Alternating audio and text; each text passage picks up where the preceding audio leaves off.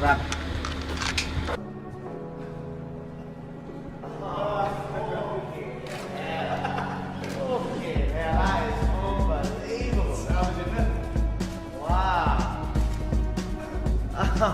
Jabs are good, because you're staying switched on, jab, and you're switched on, jab, and you're switched on.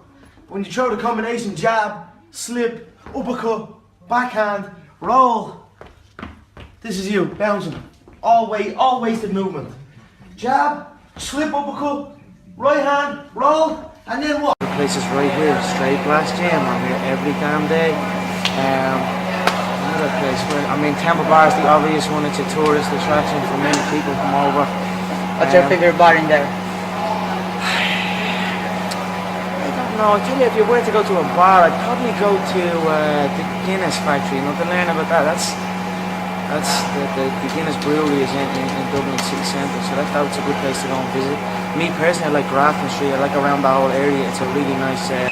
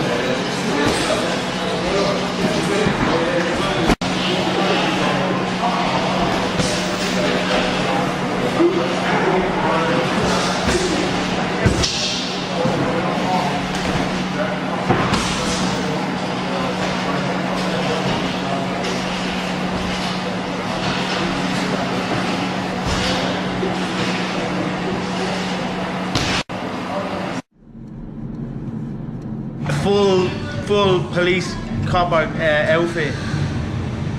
Pulled me in, I was like, I'm gonna get a ticket or I'm gonna get brought to court or something, fine. He comes up to the window and looks at me. Have you got a driver's license? I says, yeah. Showed him the driver's license. He looked at the driver's license, looked at me and said, do you mind if I jump in the passenger seat for a selfie? Alright then. Jumps in the passenger, takes a selfie. Thanks very much, see you later. Off I went at 200 miles per hour. Like Batman. We're less than 2 weeks away from UFC 189. Jose Aldo is your opponent for that. And I was fascinated by your move in the news conference. I know you guys are always trying to get into the head of your opponent.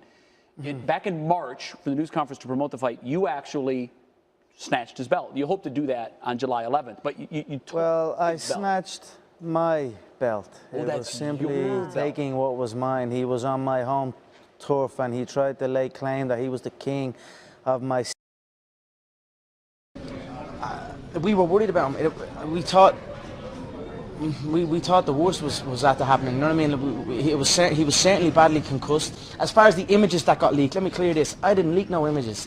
The image I leaked and the image I released, the only image I released was the original one where my hands were behind my back, and that was in response to the comment where he said, he went on a big quote, and one of the comments in the quote was, "I will beat him with one hand tied behind my back." So I released one picture with me whooping his ass with both hands behind my back. And then he just got out of there and went running, and I don't know. I mean, I don't mind Paulie. He came in, he spoke a hell of a game previous, very disrespectful to the skill set, very disrespectful to the discipline. But no matter what a man says, if they show up and try to answer that and try their best, you've got to give respect, and that's what happened. He showed up, he tried his best.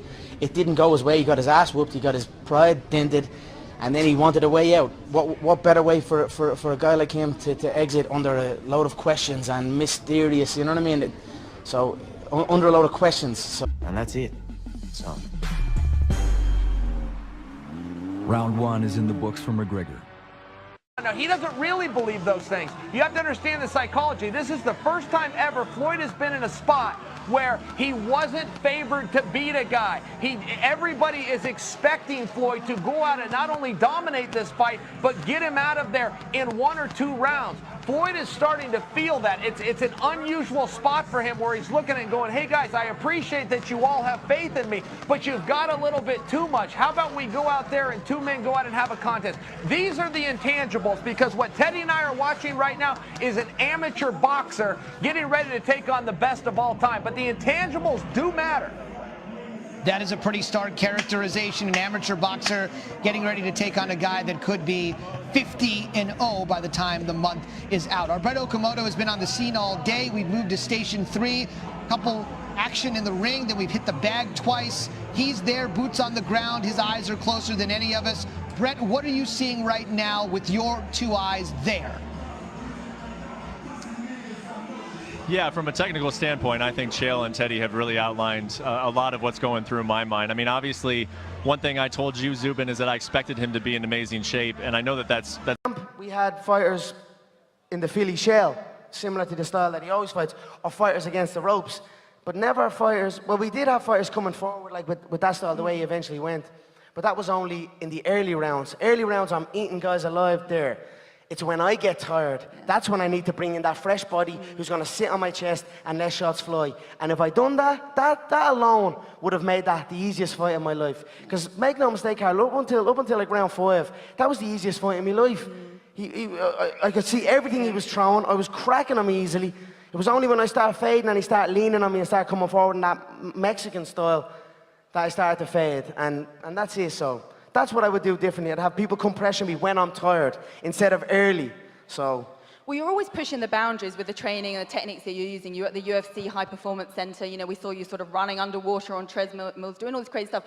Is there anything from this training camp that you can take into your UFC training camps now, sort of new skills that you learn? I built an incredible engine. Make no mistake about that. Although 30 minutes is, I went 25 minutes, I got into the best shape of my life. So I'm just going to keep going with it, And then also know that, like in this camp, it was like round 1 to 8 was the fight, and then 8, 9, 10, 11, 12 was my friends, more people I'm comfortable with, just to get to the 12th round, because I had to get to the 12th round in sparring comfortably and safely. And because if I done it too early, I could have picked up an injury, lost out on the fight, lost out on the whole event, and hampered everything. So that was the goal. This time, I'd probably switch it around. I'd have round 1 to 8 heavy, real competitive, and then I just have a heavier opponent on me, putting the pressure for the last 4 rounds, and I just have to survive in there.